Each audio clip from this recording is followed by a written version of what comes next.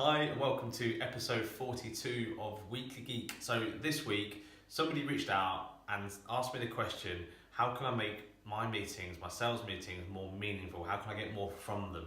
Okay, so today I'm going to give you my top 10 tips to instantly make your sales meetings more meaningful and more productive.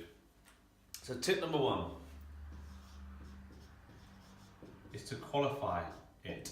So whether you've booked the meeting, someone's booked the meeting for you, or you've had an inbound lead or an inbound request for you to go out and see that person, still pick up the phone and qualify that person as to whether they are someone that you can add value to, they want and need what you have, you're speaking to the right person, they have a budget for what you have. So if you're not sure on that, in episode 41 of Weekly Geek, last week's Weekly Geek, we talked about qualification. But just because someone's put a meeting in your diary doesn't mean you have to go to it. Qualify it and make sure you're not wasting your time or theirs, because you could do tips 10 to 2 on here, and if you don't get that one right, the other ones don't really matter. Okay, so qualify it and make sure they are someone that you can add value to. So tip number 2,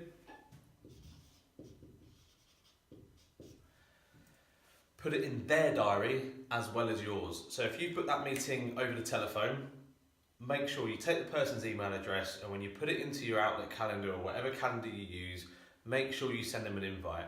It removes the risk of them forgetting to put it in, so you know it's definitely there. And if they need to move it or they need to cancel it for any reason, they've now got an open line of communication because they would have received an email from you in order to book the meeting in, right? So that is tip number 2. Number 3, agenda. Now, not many salespeople do this, but this is a massive thing. Tell the person who you're having the meeting with what the agenda of that meeting is. There's 2 reasons for that. First of all, you know you're going to get out what you want to get out of the meeting, potentially. And secondly, if you put an item in there, i.e.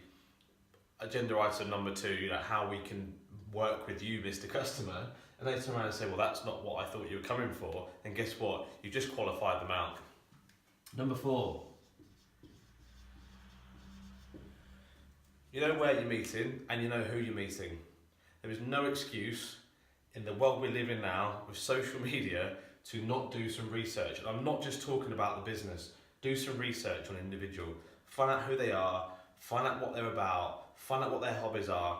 You've got more chance of finding some common ground and feeling familiar to them and building trust because they like you, because they feel that they know you a bit, because you might share some common ground. If you actually understand what they're about before you step in. It doesn't take long, 5 or 10 minutes, get on your phone, look them up and find out what they're all about. Number 5,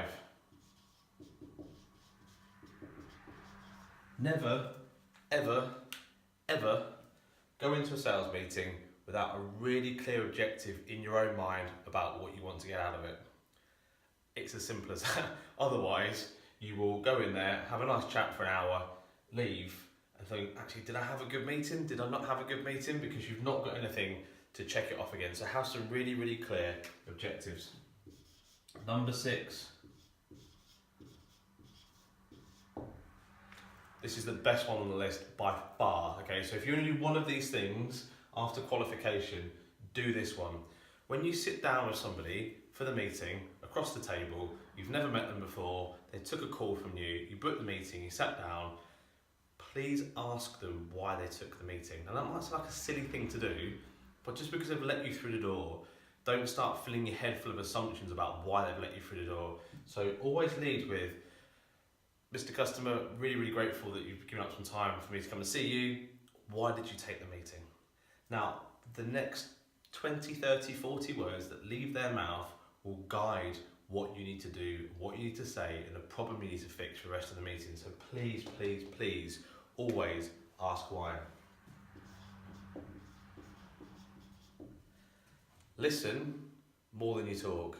Once they've told you why, I promise you, you can't solve their problem unless you get to understand the problem even better.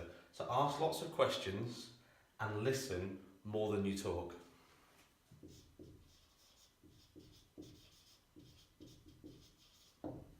There is no better way of showing that you're listening to somebody than taking notes. Every meeting you go to, take a notepad and take a pen, and when the person is talking, scribble down some notes.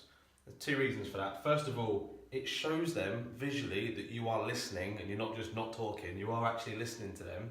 And secondly, if you have an hour, 2 hour meeting, you jump back in your car, you drive 3 hours down the motorway, you stop for a KFC on the way back, you get home, you might get past the kid when you get home, and all of a sudden you wake up the next morning and this isn't in your head anymore. You need it written down because you might miss some really, really key details. Number 9.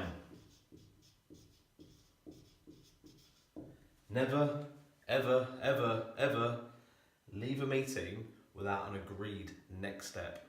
If your sale doesn't have a next step, you don't have a sales process. Period. That sale is not alive, it is not moving. The customer isn't bound to those next steps happening. So if it's an email, diarise it, tell the person when the email is going to come and agree that action. If it's a next meeting, get it in the diary. If that person says, yeah, can you ping over X, Y, and Z and we'll catch up again in 2 weeks in person, get that meeting in the diary then. 2 reasons for that. First of all, like I said, there is no momentum to the sales process. Second thing, if you don't put that in the diary then, that means you've got to pursue them to get the meeting in the diary at a later date, which is just wasted time. You could have already had it in your diary. Simple, do it. Last one.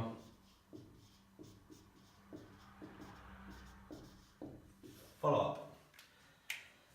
There's a lot of reasons to follow up a meeting afterwards. Say thank you. It's courteous, it's good manners, that person's given you their time, but send a follow up of your notes. Here's my summary of the meeting, here's the agreed next steps. I'm looking forward to seeing you then or speaking to you then, and just thank the person for the time. It's just basic common manners in my opinion. So there is my 10 things to do now to have more meaningful meetings. So that is all for episode 42 of Week to Geek. I'm Richard Few, founder and chief geek of Sales Geek, your sales director.